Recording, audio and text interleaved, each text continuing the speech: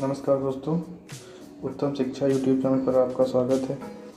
आज हम देखने वाले हैं इलेक्ट्रोस्टैटिक्स यानी कि स्थिर वैद्युतिकी पार्ट 1 के मोस्ट इम्पॉर्टेंट टॉपिक्स के बारे में, जो कि इम्पॉर्टेंट है हमारे बोर्ड एग्ज़ाम 2021 के बारे में। हमारा पहला जो क्वेश्चन है वो है वैद्युत ध्रुव आघूर्ण की परिभाषा दीजिए तथा एक समान विद्युत क्षेत्र में एक विद्युत ध्रुव पर लगने वाले बलागुण का व्यंजक प्राप्त कीजिए। तो सबसे पहले हमें समझना है कि वैद्युत ध्रुव क्या होता है। देखिए दोस्तों, वैद्युत ध्रुव जो होता है उसका मतलब ये होता है कि जब कोई दो समान परिमाण के आवेश और उनका चिन्ह विपरीत हो, एक दूसरे से अत्यंत अल्प दूरी यानी कि बहुत ही कम दूरी पर रखे जाते हैं, उन्हें हम क्या कहते हैं, द्विध्रुव। जैसे कि ये है, हमने एक आवेश मान लिया प्लस क्यू ले लिया है, उसको हम बहुत ही कम दूरी पर रख देते हैं। प्लस क्यू से मान लिया 2a दूरी पर एक विपरीत चिन्ह का आवेश रख देते हैं क्यू, यानी कि ये प्लस क्यू है इसका परिमाण और ये माइनस क्यू का परिमाण सेम है, लेकिन इनके चिन्ह विपरीत हैं, तो इसे हम क्या कहेंगे, द्विध्रुव।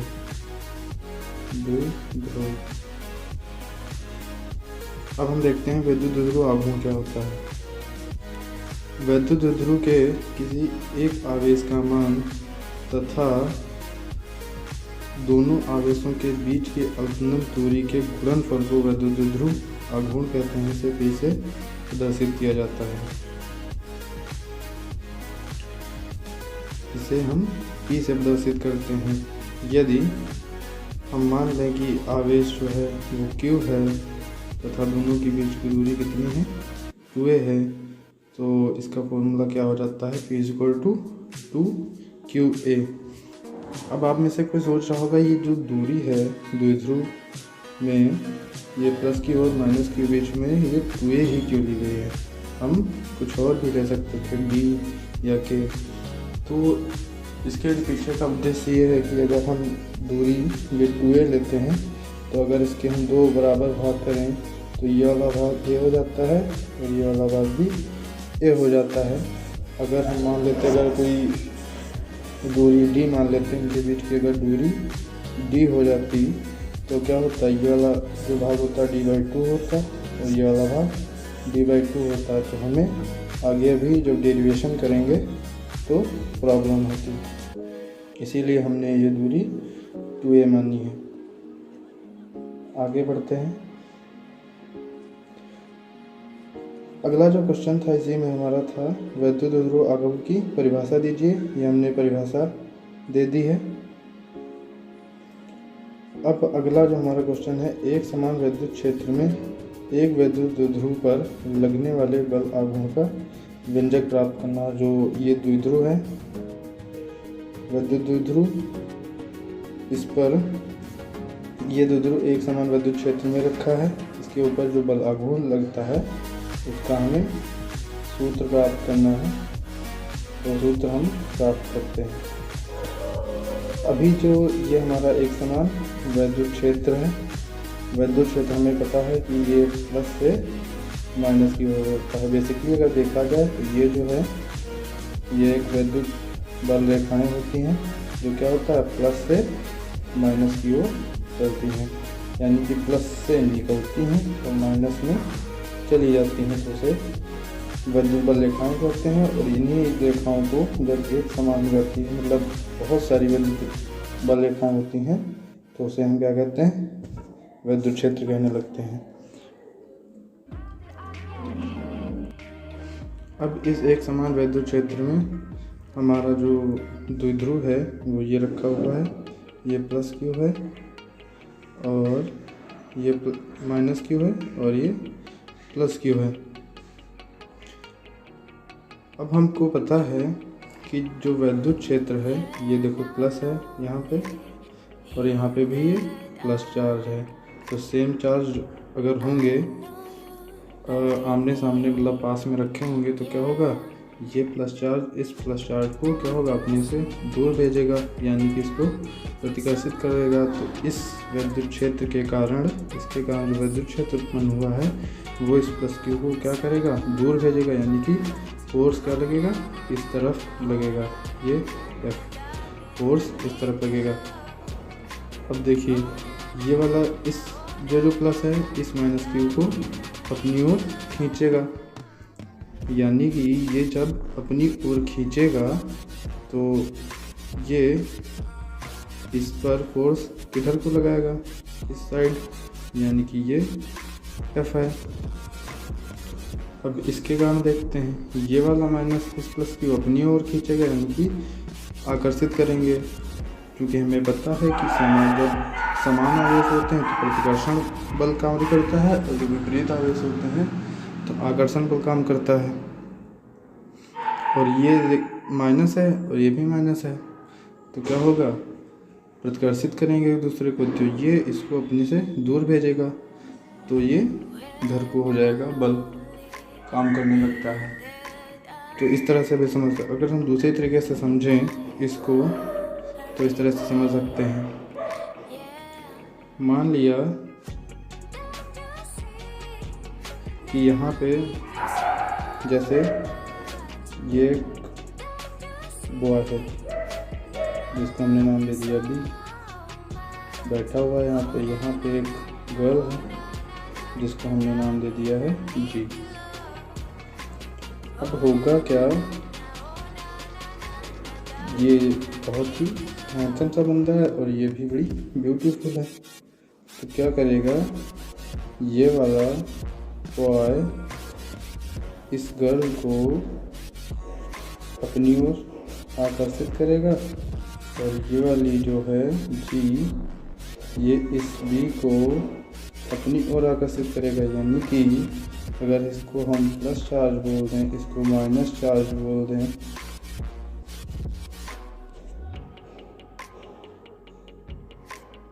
इसको माइनस चार्ज बोल दें, तो क्या होगा, ये आकर्षण बल कार्य करने लगता है। अगर हम यहाँ पे जी को हटा के बी ही कर दें तो क्या होगा, ये भी लड़का हो जाएगा, ये भी लड़का हो जाएगा, तो क्या होगा, ये भी प्लस, तो यानी कि ये इसको इधर भेजेगा, इसको इधर भेजेगा, तो क्या होगा, प्रतिकर्षण बल कार्य करेगा। इसको इस तरह से समझ सकते हैं।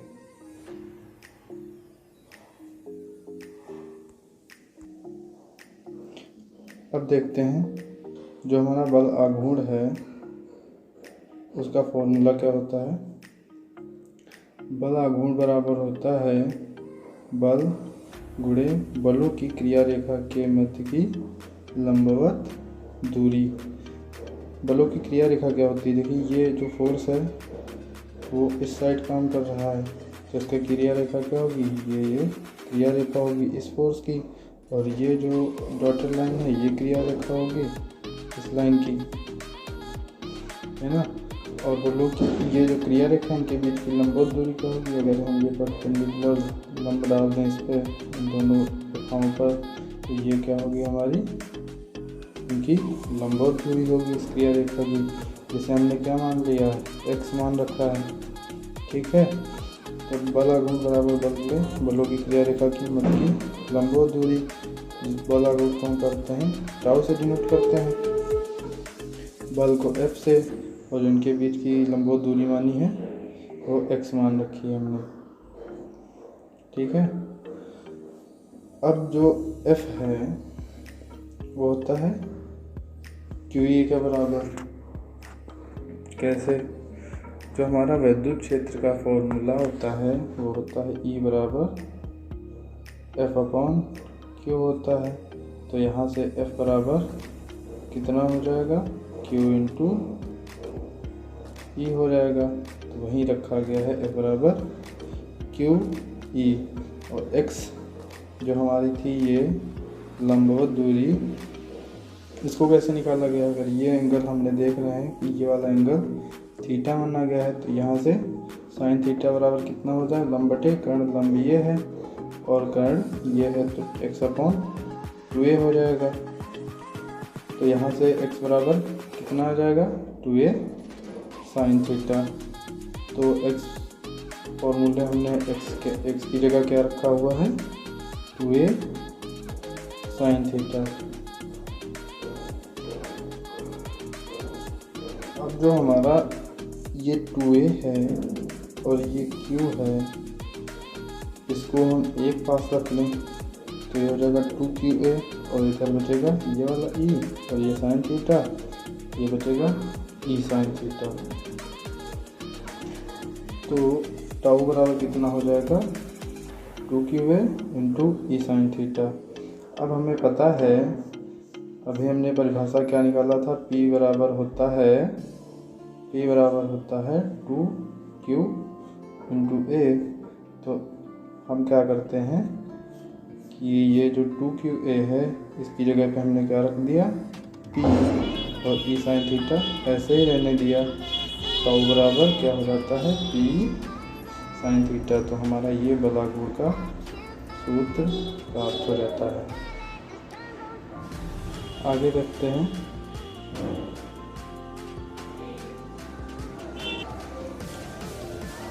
यहाँ पे हमसे कहा जा रहा है यदि वैद्युत द्विध्रुव जो हमारा पोल था द्विध्रुव वो क्षेत्र के लंबवत रखा हो तो बल आघूर्ण अधिकतम होगा, अर्थात थीटा बराबर 90 डिग्री। हमें पता है कि ये वैद्युत क्षेत्र था और वैद्युत द्विध्रुव कैसे रखा हो, क्षेत्र के लंबवत यानी कि एकदम सीधा सीधा इस तरह से रखा हो।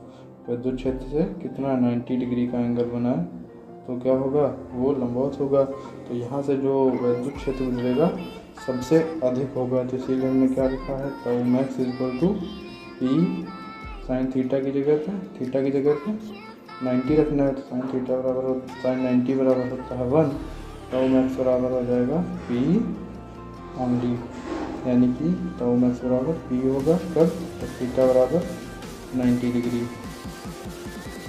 अगला मोस्ट इम्पॉर्टेंट क्वेश्चन देखते हैं।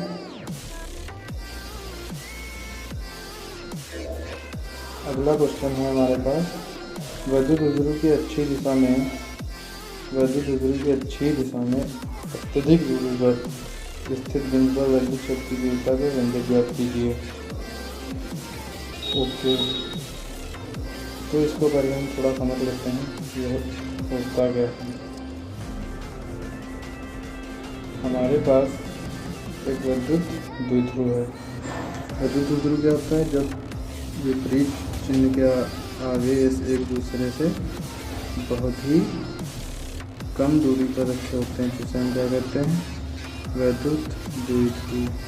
ये हमारी दूरी थी 2a, यहाँ पे हमारा दूसरा आवेश रखा है माइनस का q।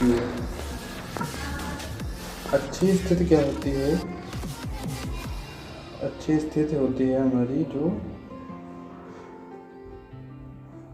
ये जो रेखा है हमारी, उसी को अगर हम आगे बढ़ा दें, ये जहाँ पे फोर्स काम करता है, ये हमारी होती है अच्छी स्थिति, यानी कि ये होती है हमारी अक्ष।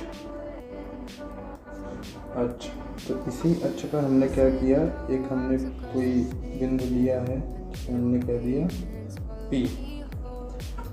अब हमें पता है ये जो प्लस क्यू आवेश है, अगर यहाँ पे हमने प्लस क्यू ही आवेश रखा है, बिंदु पर हमें वैद्युत क्षेत्र की तीव्रता ज्ञात करनी, तो हम ऐसा मान लिया कि यहाँ पे एक प्लस क्यू आवेश रखा है, दूसरा कोई किसी भी मतलब प्लस में है।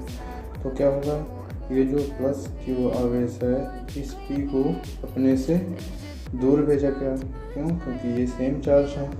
तो इधर इस पर लगने वाला वैद्युत क्षेत्र किस ओर होगा, बाहर की ओर। तो यानी कि ये क्या होगा, E प्लस क्यू। ओके, और E माइनस क्यू के कारण इस P पर विद्युत क्षेत्र किस ओर होगा, ये अपनी ओर होगा। प्लस से विद्युत रेखाएं चलती हैं माइनस में चली जाती हैं, यानी कि प्लस से माइनस की ओर होता है, तो ये प्लस है, ये माइनस की ओर है, और इसमें प्लस से माइनस की ओर होता है तो इधर होगा, यानी कि ये साइड होगा। तो ये क्या है, विद्युत क्षेत्र है किसके कारण, माइनस क्यू आवेश के कारण। अगर हम यहाँ पे सबसे बीच में कोई पॉइंट ले लेते हैं O, तो यहाँ से इस P बिंदु की दूरी अगर मान लें हम R, ये वाला बिंदु है P, यहाँ पे अगर हम बिंदु मान लें R, ये 2a था, तो इतना कितना हो जाएगा, a हो जाएगा, और इतना a हो जाएगा, है ना। तो इस Q से इस P की दूरी कितनी होगी, R प्लस a। कैसे, इतनी R थी ये पूरी यहाँ से इस O से P तक, और इतना और जुड़ गया, तो इस प्लस से इस P तक की दूरी कितनी होगी, R प्लस होगी। और यहाँ से E माइनस ए, माइनस के आगे से इस P की दूरी कितनी होगी, R में से, इस वाले R में से ये वाला a घटा देंगे, कितना हो जाएगा, इस यहाँ से इस P की दूरी हो जाएगी R माइनस ए। तो आप समझ गए होंगे। अब हम अपने क्वेश्चन पे चलते हैं। ये हमारा क्वेश्चन था, ये तो आप समझ गए होंगे। इस प्लस Q से इस P की दूरी R प्लस a थी, ये आप समझ गए। और ये जो प्लस Q है, ये माइनस Q है, इसके बीच की दूरी 2a थी। यहाँ पे बीच में हमने कोई लाइन खींची, वो बिंदु यहाँ पे लिया गया था, और ये a हो गया था, ये a हो गया था। ओके, फिर इस माइनस Q से इस P की दूरी R माइनस a थी। इस प्लस Q के कारण इस P पर विद्युत क्षेत्र इस साइड को था E प्लस Q, और इसके कारण E माइनस Q आवेश के कारण E माइनस Q इस साइड को था ये वाला। अब हम क्या कहेंगे कि हमें निकालना है विद्युत क्षेत्र की तीव्रता इस P बिंदु पर, तो हमें पूरा विद्युत क्षेत्र की तीव्रता निकालनी है। तो हम क्या बोलेंगे,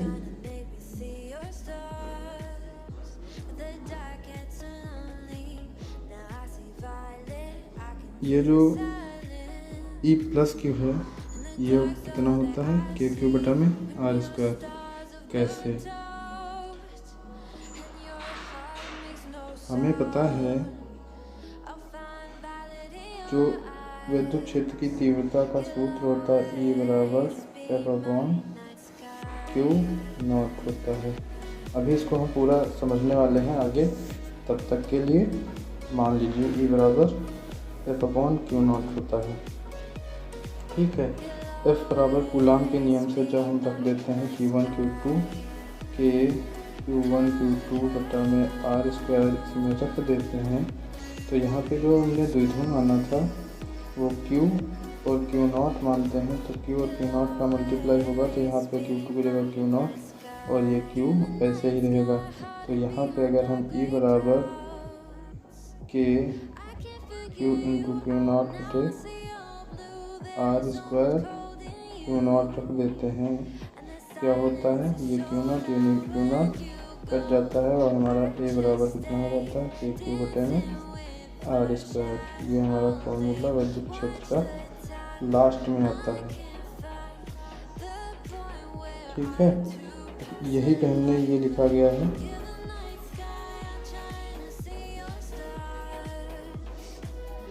E प्लस Q बराबर KQ बटा में R प्लस a स्क्वायर, क्योंकि यहाँ से इस प्लस Q से इस P तक की दूरी R प्लस a थी, इसीलिए यहाँ R स्क्वायर की जगह R प्लस a स्क्वायर रखा गया है। और ये हमारा है E minus Q। E minus Q भी उतना ही होगा, बीच की दूरी यहाँ से माइनस Q से, और P की दूरी कितनी है, R माइनस a है, तो यहाँ पे R की जगह R माइनस a का a होल स्क्वायर रख दिया गया है। अब हमें क्या करना है, P बिंदु पर, ये जो P बिंदु है इस पे हमें कुल विद्युत क्षेत्र निकालना है। तो E नेट बराबर कितना होगा, E minus Q plus E plus Q। ये वाला E प्लस Q माइनस में क्यों लिया गया है, क्योंकि इन दोनों की, इस E प्लस Q की, इस E प्लस Q की और E माइनस Q की जो है दिशाएं विपरीत हैं, इसीलिए इसको माइनस में ले लिया गया है। अब हम क्या करेंगे, E नेट बराबर कितना हो जाएगा, ई माइनस क्यू माइनस ये जो प्लस ये माइनस है, इस प्लस को माइनस में कर देगा। तो ई नेट बराबर ई माइनस क्यू की वैल्यू रख देंगे ऊपर से, ये रही, और ई प्लस क्यू की वैल्यू रख देंगे और घटा देंगे तो कितना आ जाएगा, के क्यू अपॉन में आर माइनस ए का होल स्क्वायर अपॉन माइनस के क्यू बटे आर प्लस ए का होल स्क्वायर।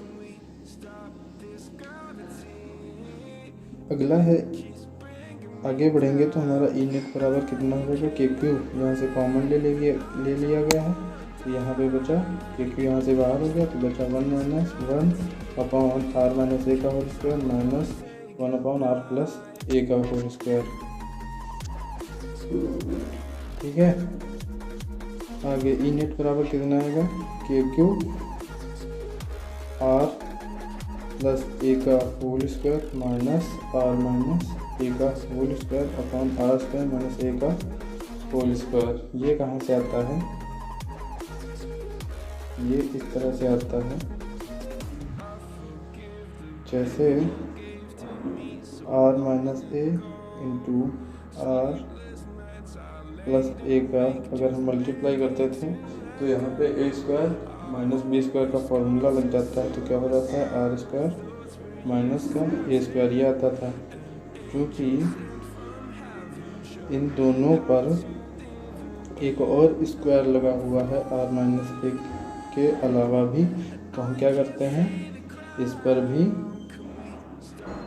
एक और स्क्वायर लगा देते हैं, तो इनका एलसीएम जो आता है वो कितना आता है, ये, और ये आर प्लस ए का होल स्क्वायर यहाँ पे आ जाता है, आर माइनस ए का होल स्क्वायर इसकी जगह पे आ जाता है, और आगे हम ब्रैकेट खोल देते हैं। जब ब्रैकेट खोलेंगे तो आएगा हमारा ए प्लस बी के होल स्क्वायर से R square plus A square plus 2r A minus का R square minus A square plus का 2r A upon R square minus A square का होल स्क्वायर।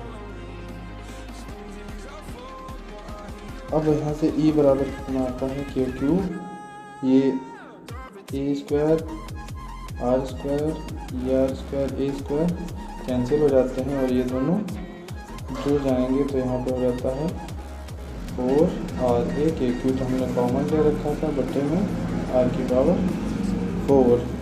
अब जो ये ए है इसको हमने नगण्य मान लिया है, क्योंकि उसमें जो क्वेश्चन था उसमें अधिकतम दूरी पर हमसे पी बिंदु को रखने को बोल रहा था, तो उसके लिए हमने क्या लिखा है, आर अगर है ए से बहुत ही बड़ा है, यानी कि आर पी जो है वो बहुत दूरी से बहुत दूर रखा हुआ है, तो उसे हम क्या बोलते हैं, तो इसीलिए हमने क्या बोला है कि ए को नगण्य मानने पर ए बाहर कर देंगे तो कितना आ जाएगा हमारा, ई इक्वल टू 4 के क्यू ए अपॉन में आर क्यूब।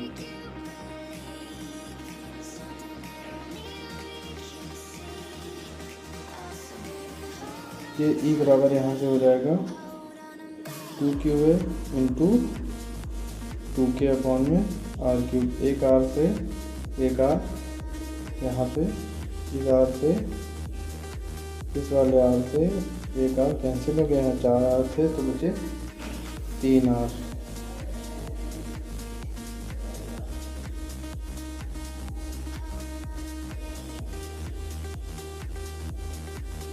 अब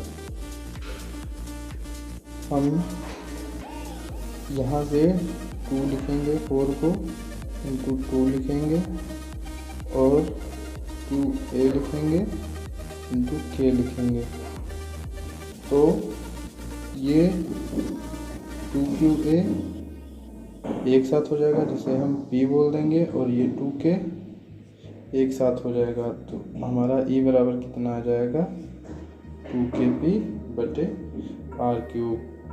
p बराबर 2qa होता है, ये हम जानते हैं। तो ये हमारा अच्छी स्थिति पर विद्युत क्षेत्र की तीव्रता का फॉर्मूला। अब अगर हमें निरक्षीय स्थिति पर विद्युत क्षेत्र की तीव्रता निकालनी हो, क्वेश्चन में ऐसे बोलेगा कि विद्युत तत्वों के निरक्षीय स्थिति पर विद्युत क्षेत्र की तीव्रता ज्ञात कीजिए। निरक्षीय स्थिति क्या होती है? ये जो विद्युत द्विध्रुव का मध्य बिंदु होता है, यहाँ से इस पर अगर हम लंब डाल देते हैं तो वो जो बनता है ये, इसे हम क्या कहते हैं? निरक्ष कहते हैं। इस रेखा पर, इस वाली रेखा पर अगर कोई भी बिंदु होगा तो वो इस द्विध्रुव की निरक्ष बोली जाएगी।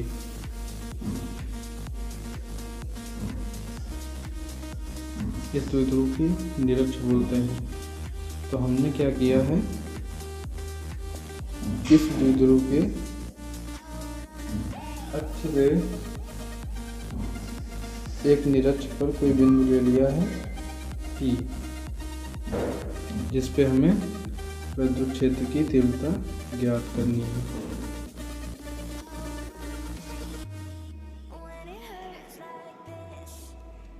ये जो P है इस अक्ष से R दूरी पर रखा गया है।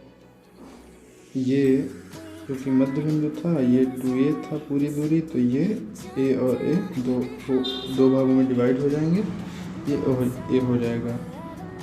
अगर ये वाला एंगल हमने कितना माना है? थीटा, तो हमें पता है कि ये वाले जो एंगल हैं ये भी पूरा थीटा हो जाएगा। ठीक है।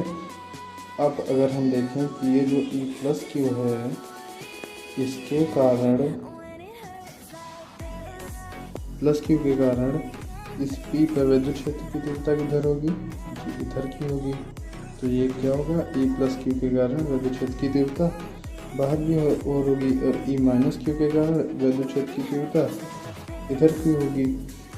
अब हम क्या करते हैं कि इनके घटक करते हैं, जो हमने फर्स्ट ईयर में पढ़ रखा है 11th क्लास में। जैसे ये हमारा कोई घटक है, मान लिया ये E प्लस क्यू ही है, तो हमने क्या किया, इसके दो घटक कर देते हैं, एक तो y एक्सिस की ओर और एक x एक्सिस की ओर। अगर एंगल ये मान लेते हैं तो एंगल की तरफ जो घटक होता था वो क्या होता था? E plus Q cos theta होगा, और जो जिधर एंगल नहीं होता था उधर साइन होता था, यानी E plus Q sine theta. ठीक है। इस तरह से हम दोनों के घटक कर लेंगे। घटक करने के बाद हम देख सकते हैं कि इस प्लस क्यू के कारण हमने घटक किया, तो ये कितना होगा? ए प्लस क्यू कॉस थीटा इस साइड में, और इस साइड में कितना होगा? ए प्लस क्यू साइन थीटा। अब ये वाला जो है हमारा, ये वाला दूसरा ए माइनस क्यू, इसके घटक करेंगे तो इसका एक घटक तो इसी साइड में बन जाएगा, जैसे हमने क्या कह दिया है? ई माइनस क्यू कॉस थीटा, और जो ये वाला बनेगा इसे हमने क्या कहा है? ई माइनस क्यू साइन थीटा। अब हमें इस पर जो ई नेट निकालना है, कुल विद्युत क्षेत्र, तो हमें पता है ये E plus Q sine theta, E minus Q sine theta एक दूसरे को निरस्त कर देंगे, कैंसिल हो जाएंगे। तो इस P बिंदु पर विद्युत क्षेत्र किसके कारण उत्पन्न होगा? इन दोनों के कारण। तो क्या होगा? इन दोनों को हम जोड़ देंगे। अब हमें पता है ये जो कॉस थीटा है इसकी हमें वैल्यू चाहिए होगी। हमने क्या किया, यहाँ पे हमने ये A है, ये R है, पाइथागोरस प्रमेय लगा दी। ये राइट एंगल था तो इसमें पाइथागोरस प्रमेय लग सकती है। तो ये कितना हो गया? Under root are square plus A square. Same ऐसे भी यहाँ पे पाइथागोरस प्रमेय लगा दी, तो ये भी हो गया आर स्क्वायर प्लस ए स्क्वायर अंडर रूट में।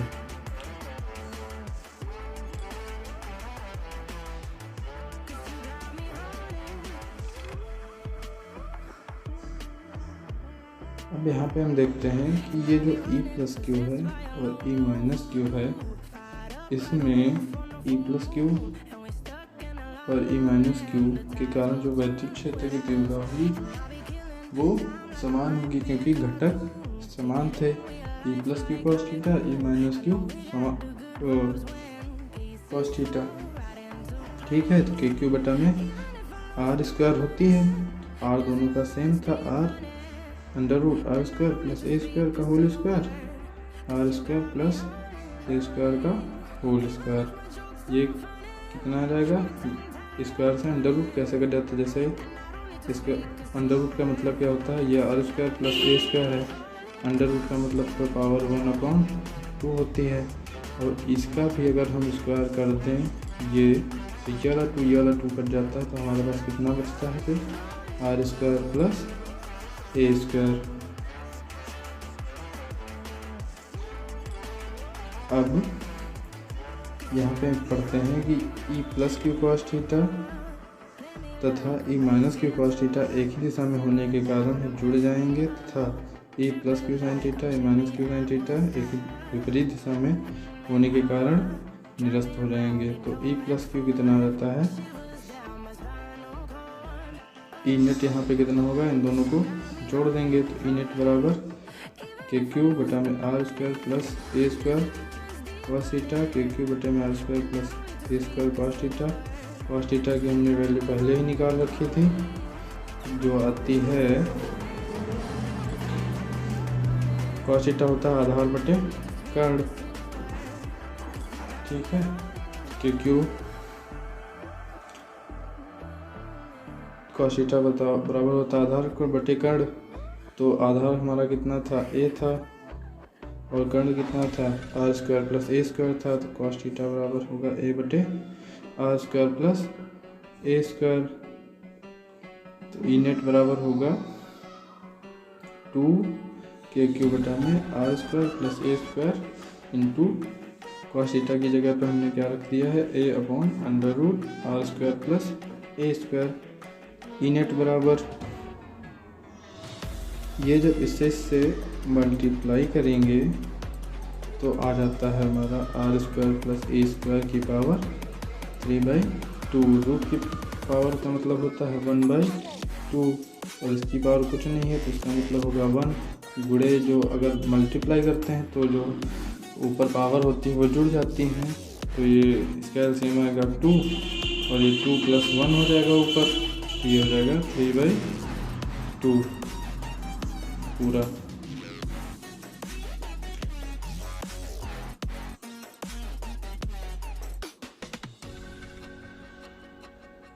तो ये हमारा हो गया 2QA into K upon R square plus ए स्क्वायर की पावर 3/2। 2QA को हम P लिख देंगे, के वैसे ही रहेगा, और ए को हमने वैसे ही फिर नगण्य मान लिया, क्योंकि आर बहुत बड़ा है ए से। अगर हम आपसे कहें कि ये आपके पास 1 लाख रुपए है, 1 लाख रुपए हैं, इसमें से 1 कम कर दीजिए, तो आपके पास कितने रुपए बचे। अरे भैया 1 रुपये कम किया है ना, बोल देंगे राउंड फिगर में कितने हमारे पास, पूरे 1 लाख रुपए हैं। 1 लाख रुपए आपकी जेब से गिर गया, बोल दिया ना कि हमारे पास पूरे 1 लाख रुपए हैं, तो हमने क्या वैसे ही यहाँ पे ये भी हमने नगण्य मान लिया, इसको रिमूव कर देंगे, तो हमारे पास ए हटा देंगे तो कितना बचे, और ये 2 से 2 कट जाएगा, तो आर की पावर 3 बचेगी, और ये के पी, तो यहाँ से इसको पी मान लिया, और ये के है, तो ई नेट बराबर रच पर कितना होगा, के पी अपॉन में आर क्यूब। नेक्स्ट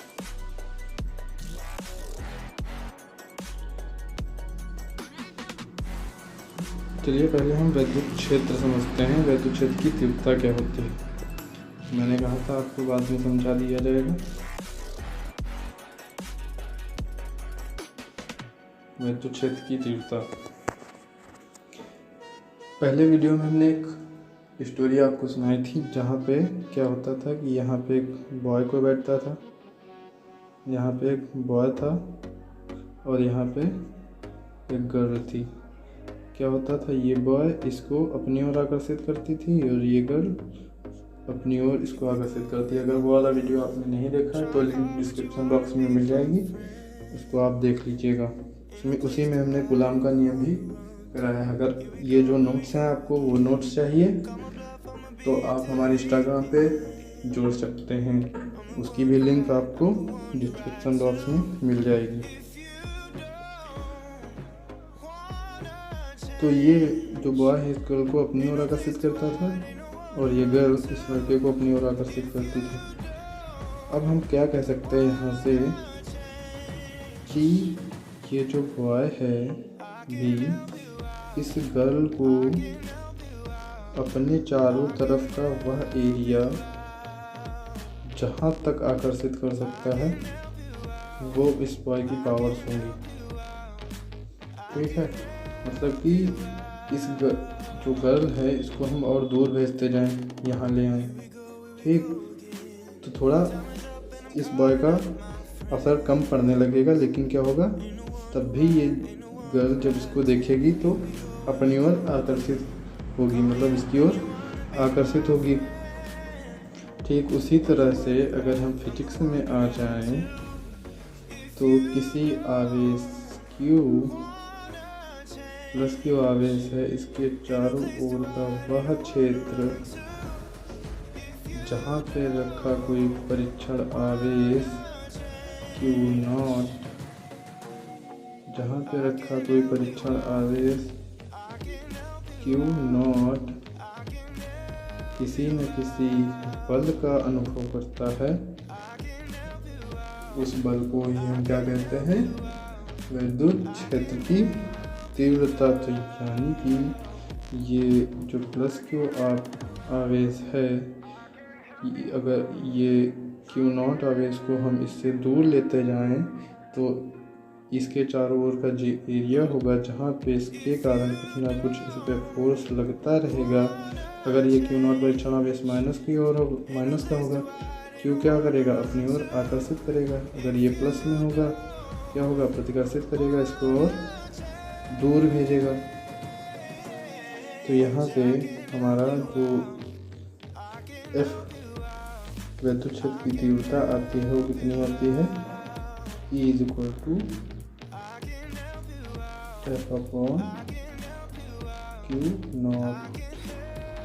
और अगर हम F की जगह कूलाम के नियम से K Q/Q0/r² रख दें, कितना हो जाएगा, E इसी जगह रखेंगे K Q/Q0 में r², तो हो जाएगा Q0 r²। ये इससे कैंसिल हो जाएगा, E हो जाएगा Q/r²। तो अभी तक हम यही यूज़ करते आ रहे थे। अब हम कुछ न्यूमेरिकल्स करने वाले हैं, इम्पॉर्टेंट MCQs। चलिए देखते हैं। पहला है 8 कूलॉम ऋण आवेश में उपस्थित इलेक्ट्रॉनों की संख्या कितनी होगी। ऑप्शन ए है 5 × 10⁻19, 2.5 × 10⁻19, सी है 12.8 × 10⁻19 और ये होता है 1.6 × 10⁻19 यहाँ पे होगा। तो इसके लिए जो हम फॉर्मूला यूज़ करते हैं, एक फॉर्मूला हम लोगों ने फर्स्ट ईयर में पढ़ा था कि आवेश बराबर होता है स्थानांतरित, आवेश Q बराबर होता है स्थानांतरित इलेक्ट्रॉनों की संख्या, जिसे हम A कहते हैं, गुणे इलेक्ट्रॉन पर आवेश। Q बराबर Ne होता है, सेम यहाँ पे Q बराबर Ne लगाएंगे। ये वाला फॉर्मूला Q बराबर हमें 8 कूलॉम दिया गया है, ये वाला। E इलेक्ट्रॉन पर आवेश 1.6 × 10⁻19, हमें 10⁻⁻19 ये इलेक्ट्रॉन पर चार्ज होता है, ये हमें पता है। तो यहाँ से हम Q बराबर Ne लगाएंगे, N बराबर हो जाएगा Q/E। तो यहाँ से N बराबर Q की वैल्यू 8 हो जाएगी और Q की वैल्यू हो जाएगी 8, ये हो जाएगा 1.6 × 10⁻⁻19। इसको हम ऊपर ले जाएंगे तो ये हो जाएगा 10⁻+19। ओके, तो यहाँ ये का पॉइंट हटाएंगे, ऊपर 0 हो जाएगा, तो 16 से 80 को डिवाइड करेंगे 5 टाइम्स हो जाएगा, तो ये हो जाएगा 5 × 10⁻19। तो ऑप्शन ए करेक्ट होगा। अगला क्वेश्चन है हमारा 1 माइक्रोकूलम तथा 4 माइक्रोकूलम के दो आवेश एक दूसरे से कुछ दूरी पर रखे हुए हैं, उन पर लगने वाले बलों का अनुपात ज्ञात करना है। तो अनुपात ज्ञात करने के लिए हम क्या करें, ये जो मान लिया ये Q1 है कितना 1 माइक्रोकूलम का, और इसके कुछ दूरी पर Q2 रखा है, Q2 कितना है 4 माइक्रोकूलम का। तो हम पहले Q2 के कारण Q1 पर, Q2 के कारण Q1 पर लगा लें, निकाल लें फोर्स कितना लगेगा, और फिर Q1 के कारण Q2 पर निकाल लें फोर्स कितना लगेगा, और दोनों को डिवाइड कर दें तो हमें पता चल जाएगा कि इनका रेशियो क्या है। तो वही करेंगे, Q2 के कारण Q1 पर लगने वाला बल F12 यानी कि F12 मतलब Q1 पर लगने वाला बल इसके कारण Q2 के कारण, ठीक। तो कितना होगा कि Q1 Q2 में R² ये कूलम के नियम से फॉर्मूला है। अगर आपने वीडियो नहीं देखा है मेरी पहली वीडियो, तो आपको डिस्क्रिप्शन बॉक्स में लिंक मिल जाएगी, वो देख लीजिएगा। F12 बराबर होगा कि Q1 दे रखा था 1, Q2 दे रखा था 4, तो 4/R², F12 हो जाएगा। इसको हम क्वेश्चन नंबर 1 मान लेते हैं।